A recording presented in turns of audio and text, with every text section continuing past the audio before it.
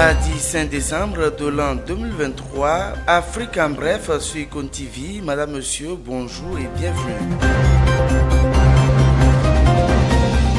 Le Parlement bisso-guinéen est dissous depuis hier lundi. Le président Umaro Embalo Sissoko a pris cette décision suite aux affrontements armés entre la garde nationale et les forces spéciales de la garde présidentielle de jeudi 30 novembre à vendredi 1er décembre. Pour le chef de l'État bisso-guinéen, il s'agissait d'une attaque visant à renverser son régime après cette tentative de coup d'État menée par la garde nationale devant les preuves fortes de l'existence de complicité politique.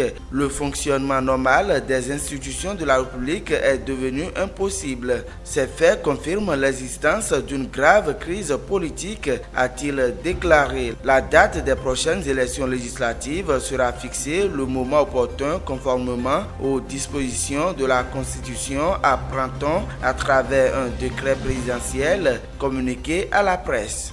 On se rend au Niger où le général Abdourahmane Tiani a reçu une délégation russe conduite par le vice-ministre de la Défense.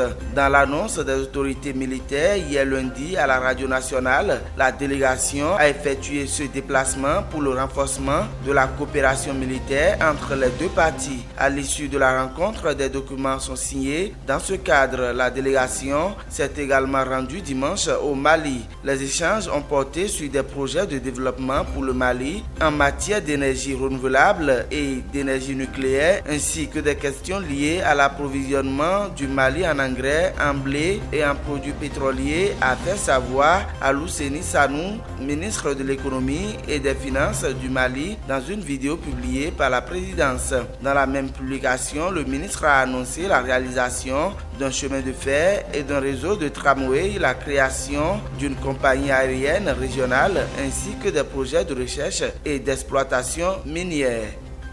Et enfin, l'ancien président mauritanien Mohamed Ould Abdel Aziz est condamné à 5 ans de prison. Il est aussi dépossédé de ses biens. En détention depuis le 24 janvier 2023, il est condamné lundi à cette peine par le tribunal de Nouakchott pour enrichissement illicite et blanchiment. En mars 2021, les biens de l'ex-président de la Mauritanie étaient estimés à 67 millions d'euros. Le procès auquel nous avons assisté est un procès politique. Il est très politique. Dans son verdict également, a confié Mohameden Ould Ichedou, un avocat de la défense, alors que Mohamed Ould Abdel Aziz dénonce un complot visant à l'éloigner de la scène politique. Ses avocats prévoient faire appel contre ce verdict de la Cour qu'il qualifie d'inique. Âgé de 66 ans, l'ex-président Mohamed Ould Abdel Aziz était jugé en janvier pour abus de pouvoir afin d'amasser une fortune. Il a quitté le pouvoir en 2019 après 10 ans de souveraineté.